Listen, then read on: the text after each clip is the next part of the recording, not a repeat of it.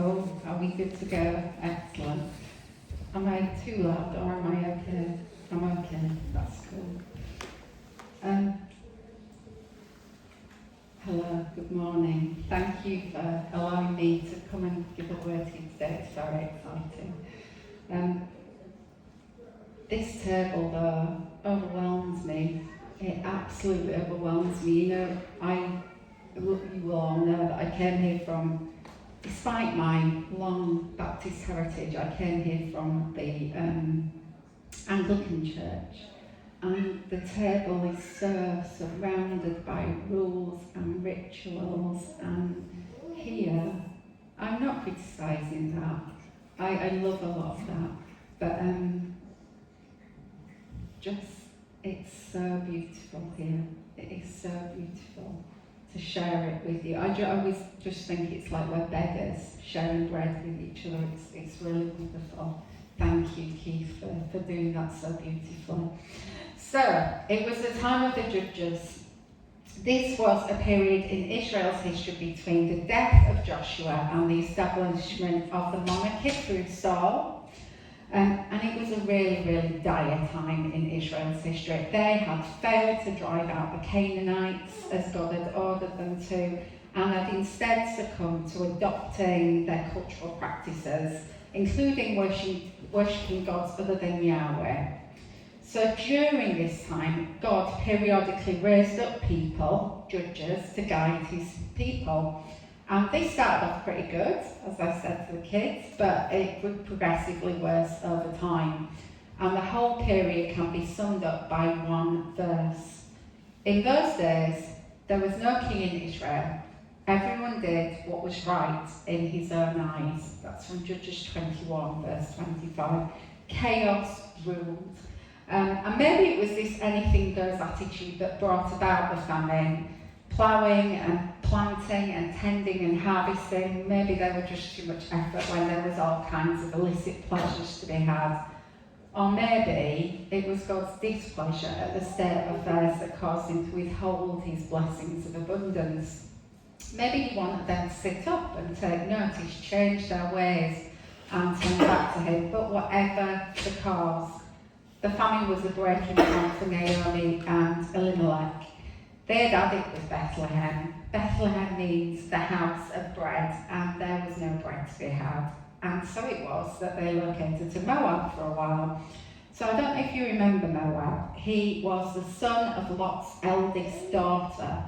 Basically, she was worried about the family line continuing, her and her sister, and so they got their father drunk and seduced him, and Moab was the offspring of the eldest daughter, conceived through incest. And the name Moab actually means from father. And Moab, father, the Moabite people. They were people begat through incest, and their historical dealings with Israel were predominantly hostile. We know from the book of Numbers that the Moabite people were not faithful to God at all, but worshipped a deity called Chemosh. We also know that their worship included human sacrifice. So things must have been pretty bad in Bethlehem for Elimelech to consider taking his family to such a godless place. Which is ironic, really, because the name Elimelech means God is king. But the fact that he took his family from Bethlehem to Moab demonstrates anything but the kingship of God in his life. And as I said earlier, it's quite a long way, 70 miles from Bethlehem to Moab through the Judean wilderness, and it's almost the exact reverse of going towards the promised land. They were going back. I don't know whether you've ever been in a situation like that, when things are not going well and you're frightened for the future, or even worse, not just your future, but the future of your family. It can be really difficult to trust God, especially if he seems inactive. And there's a huge temptation then to make something happen. I think the Bible calls it digging our own wells. It can be really difficult to trust God in such times. And we can be tempted to run away. But a wise person did once say you can't run away from your problems, and that was definitely the case for Naomi. because, as I said earlier, he died in Moab, and despite it being expressly prohibited in Deuteronomy, Mahlon and Chilion, the sons, married Moabite women. So this was no longer a temporary relocation. In the Bible it says when they go, it says they're going for a while, but this is not temporary. They are proper, putting roots down in this foreign culture. And just as it became the final resting place for Elimelech, also Mahlon and Chilion met their early deaths in Moab. So talk about problems not going away, because now here's Naomi with her Moabite daughters-in-law, Ruth and Orpah, and one heck of a problem because they're childless widows. And I can't emphasise what a predicament this is, because a woman's status in this time was entirely linked to her marriage and ability to bear children. Marriage was the only source of security for women, and widows were to be provided for by their sons, but Naomi has no sons. So Ruth and Orpah also neither have husbands or sons, and there's all three of them in this utterly desperate and hopeless situation. But Naomi had heard that God had come to the aid of his people and provided food for them.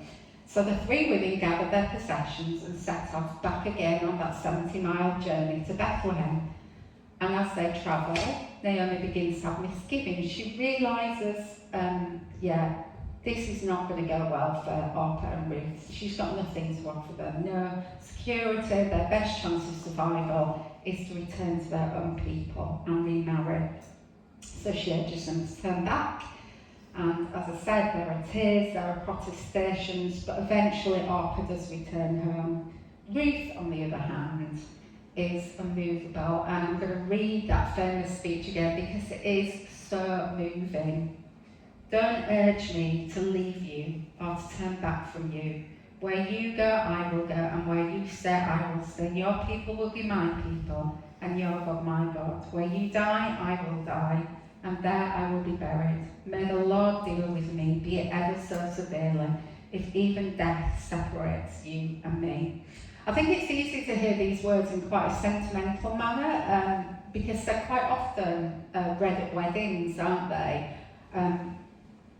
But I think if we see them that way, we completely miss the point, because Ruth, she had an opportunity to go back to her family, to marry again, to have children, to have a future. She's got nothing with Naomi. She's got only the possessions she can carry and the hope that there might be, maybe, some charity when they get back to Bethlehem. Women were not allowed to own property. So any land that Elimelech might have had before they went to Moab, it's gone now. They're going back to nothing. It seems very, very likely that Naomi's going to die in poverty. So by pledging her loyalty, this is what Ruth also is signing up to. Not to mention the fact that she's a Moabite. She's going to be an outcast. She's giving up her hopes and her dreams in exchange for loyalty and love to Naomi. And there's a Hebrew word for this type of loyal, committed, incomprehensible love that Ruth shows to Naomi. And the word is hesed. I'm not going to do it much justice. I'm just going to say hesed, but it's got a real hesed. And it means loyalty born from love. It's not just a feelings word, it's an action word. It's about living out, expressing that love in real practical ways. So Ruth's hesed love towards Naomi, I think, is a good picture of God's steadfast love for us. It reminds us that even though we sin, even when our life falls apart, even though we wander away from God when times are difficult, He will never leave us or forsake us. His steadfast love endures forever. And Ruth's hesed love for Naomi also challenges us, because that when there is nothing to gain and everything to lose by being faithful to God, hearing His call and following His path, when there's nothing, it offers us nothing. Do we still hear that call? Do we still follow? Do we die to ourselves in order to make room for more of him and his plan in our lives? Or do we take the easy and more comfortable route, the wide road? Ruth's love and commitment and faith is contrasted with Naomi's bitterness. Ruth and Naomi cause quite a stir when they come back from Moab to Bethlehem, and as I said, there were lots of, oh, it's Naomi, come back. But she doesn't want to be called Naomi anymore. She wants to be called Mara for bitterness, because she believes that the Lord has afflicted her and brought this misfortune upon her. And again, we are challenged. How do we react when things go badly for us? When we feel like God has abandoned us and our hope is gone, do we remember his faithfulness? Do we hold on to his Hesed love? The whole period of Judges is characterised by Israel's disregard for the memory of the Exodus and how God rescued his people. And the chaos and corruption we see in the Judges period is directly related to their memory loss. It's easy when challenging situations pressing upon us to focus on disappointment and fear rather than hope and faith. But fear is a path that leads us further away from God at a time when we really need to be moving closer to him. Fear will never ever lead us to life, only death. So fortunately, as I've said, despite Naomi's disappointment, her memory loss is only fleeting, and although she may feel bereft and abandoned, by undertaking that 70-mile journey, she does show, her actions exhibit that faith still lingers in her heart. And we can deduce that she must have been a faithful Jew, partly because Ruth recognised this, didn't she? She said, your God will be my God. But also I think because of this homing instinct, it's like a muscle memory, isn't it? Even though she might have outwardly forgotten, even though she might feel hopeless, something deep within her recognises that it's God to whom she must turn at this time. And I want to be like that. I don't know about you, I want to have that muscle memory so that when things go wrong, when things seem hopeless, I turn back to him. I don't want to be a Sunday Christian or a half-hearted Christian. I need to be all in, because honestly the challenges of life demand it, don't they? Looking around now, the world, even watching the news for a few minutes, is so frightening and depressing, and it seems so hopeless. And in order to deal with that, me personally, I need to keep remembering that faithfulness of God. And I would ask you the question, are you all in? And if you are, or if you want to be, what are you doing to really cement that relationship with God? How are you meditating on his provision and protection so that you remember his goodness when times are bad, or even when times are so good that you feel like you've got no need of provision or protection? Because it's just as easy to forget when things are going well as when things are going badly sometimes. Even when we forget God, he never forgets us. And when we think we are forgotten, he's always working out his purposes behind the scenes. We know that God remembers Naomi, that his Hesed love hasn't failed her. When, that seemingly innocuous line at the end of chapter 1, Naomi and Ruth arrived in Bethlehem at the time of the barley harvest. It meant that they'd be able to glean, that they'd at least have some food. And chapter 2 follows Ruth as she goes gleaning, and it's worth noting that while she had the right under Levitical law to glean, she first asks permission from the men working in the fields. And I think this shows Ruth's real humility. She's very humble and grateful. She's not entitled and arrogant. And I think there's more evidence of God's Hesed love when we find out that it is Boaz's field she's been gleaning in, because he is her kinsman redeemer. And I think it's worth noting at this point that the fact that Boaz is alive and well and doing quite well for himself, so it seems, it shows us that God did not abandon his people when there was a famine. Naomi and Elimelech's fear was unfounded, and how often can we look back when we've been so frightened that something terrible will happen, and when we look back it's like, actually it was all right. God, he was with us, he looked after us. So Ruth works hard collecting grain, and she gets favour from Boaz. It is worth noting at this point that when he says to stay with his men because they will watch over her, there was a real risk of sexual harassment and rape for women out in the fields at that time. And Boaz shows his hesed love for Ruth by this protection, but also by telling them to drop some extra grain for her and giving her like free rein to glean in all his fields. And she's overwhelmed by this kindness. And she says, why would you show me such favour? And he says a really beautiful thing. He says that she came to Bethlehem, Naomi, without any hope of her own, and she took refuge under God's wings. And I think that's a really beautiful picture, isn't it? And I love Boaz. I think he's quite a picture of Christ. I think like the fact that he gives Ruth grain that she's not planted, favour that she's not done anything to earn, really. It's a picture of the way that God gives us the inheritances of his son, completely undeserved, completely unearned. So the whole kinsman redeemer thing is quite interesting because there was a whole thing where if you were a kinsman redeemer, you was obliged to buy back the property of a relative who's had to sell it because of poverty. And also there was this levirate law where you were supposed to marry the widow and provide her with a child. It wouldn't be your child, it would still be the dead husband's child. But these were the laws of the time.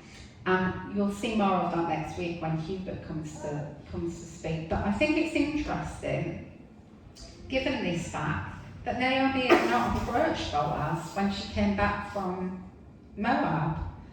The fact that she didn't makes me think one of two things. Perhaps the kinsman redeemer idea was true more in theory than in reality, or perhaps the redeeming had to be instigated by the redeemer. I'm inclined to think that it was the second of these possibilities. So in Boaz, we have a redeemer who stepped out to instigate the redemption of his relative, supplying them with provision and protection. And does that remind you of anyone? Romans 5:8 says that while we were still sinners, Christ died for us. He himself instigated our redemption. We did nothing to earn or deserve it. His hesed love for us provided the motivation. So today I want to ask you, have you strayed from his path? Have you let fear rather than faith direct your steps? Have you forgotten God's hesed love towards you? Are you living in your own strength for your own purposes? Do you feel far from home? Do you feel abandoned, that God has forgotten you? If you get nothing else from this teaching today, I want you to get this. The story of Ruth paints a beautiful theological picture, and it's a picture of a God who loves us with a steadfast loving kindness and covenant loyalty. Again, I will say it, he never leaves us or forsakes us, and however challenging things might seem, he works all things together for the good of those who love him. And moreover, if you have ever felt that you are unclean or unworthy and that you do not belong to the family of God, look to Ruth. She belonged to a tribe conceived by incest. She would have been considered beyond the pale. Deuteronomy 23:3 says that no Moabite may enter the assembly of the Lord, even to the 10th generation. None of them may enter the assembly of the Lord forever. And yet here is Ruth, front and centre of this beautiful story of redemption. So how can this be? Why would God go against his own precepts? I think the answer is summed up by Boaz in that beautiful line that I told you about before. He says, "You left your father and mother and your homeland and came to live with a people you did not know before. May the Lord repay you for what you have done. May you be richly rewarded by the Lord, the God of Israel, under whose wings you have come to take refuge." Ruth left her homeland to dwell among God's people. In her time of need, she did not return to Chemosh, the god of her Moabite heritage. She recognised the one true God and took refuge under his wings. And she didn't do this out of self-interest. She couldn't have known that things would work out well for her, as you'll see next week. They could indeed have been very, very bleak for her. But she did it anyway because of her hesed love. So how are we living, folks? What motivates our lives and our faith? We live in such individualistic, consumeristic times, especially with Christmas coming up.